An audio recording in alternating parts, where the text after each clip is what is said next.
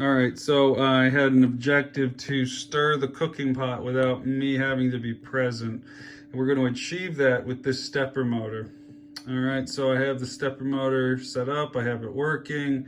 I can adjust its speed and the direction at which it rotates. This driver connects to the Arduino, and the Arduino controls the driver. This allows you to handle high-load stepper applications.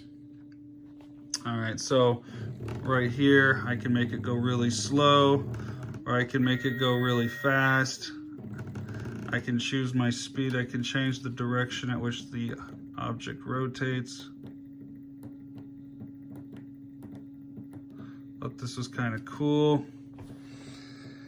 But this is very straightforward. Right here, we have a torque or a pull-out torque curve. Basically what this means is the slower you spin, the more torque you can produce. The faster you spin, the less torque you can produce. But for our cases, in all intents and purposes, this is going to work just fine. So right there is Nema 23.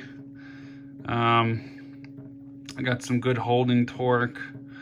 Got some good physical specifications, got the data sheet, the torque curve, but that's about it.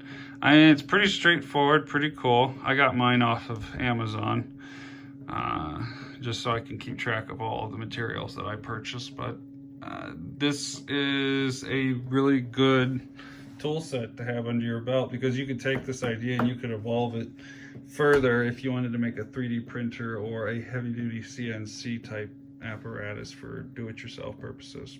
Anyways, cheers.